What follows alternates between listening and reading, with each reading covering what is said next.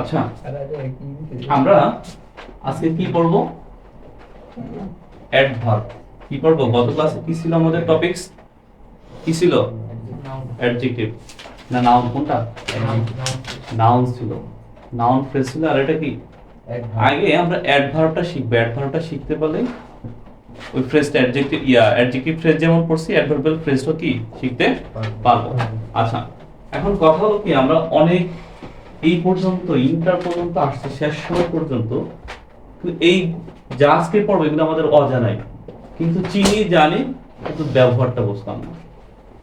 Clear? একটু দেখো, আমরা সবসময় এরকম দেখো ব্যবহার করছি, you are always late.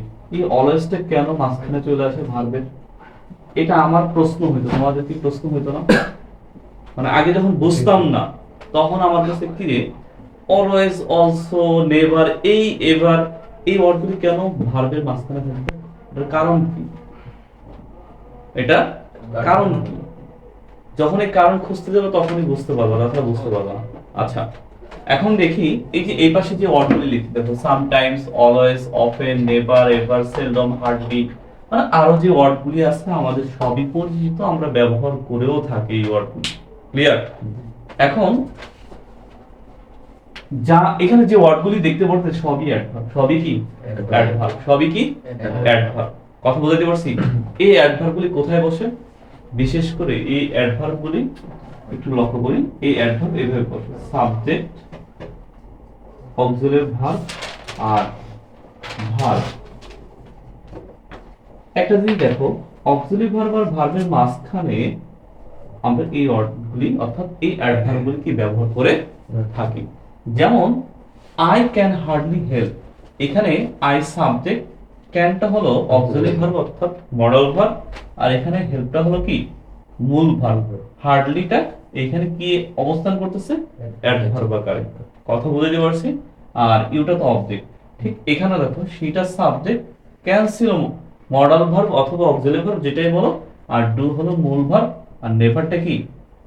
Adverb. Clear?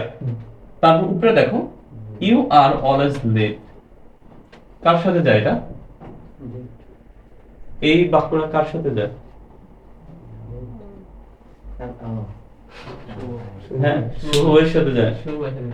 তিথি আর আনিকা শুভ ভাই, তাই তো? আচ্ছা, এই অলওয়েজটা কি? অ্যাডভার্ব, অর্থাৎ অক্সিলারি ভার্ব আর মূল ভার্বের মাঝখানে এই ওয়ার্ডগুলি ব্যবহৃত হয়ে থাকে। একটা কথা আছে কিছু, মানে আমরা জানি কি অক্সিলারি ভার্ব আর মূল ভার্বের মাঝখানে কি ব্যবহার হয়,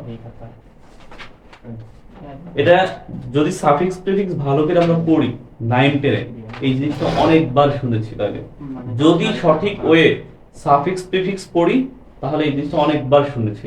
আর ওই 9 10 এর সাফিক্স প্রিফিক্স ইন্টার মডিফায়ার হিসেবে কি কাজে লাগে। কথা বুঝাইতে পারছি? এই বেসিকটা যদি না থাকে তোমার মধ্যে সমস্যা, মানে কি বুঝতে পারবা জিনিস কিভাবে আসতেছে।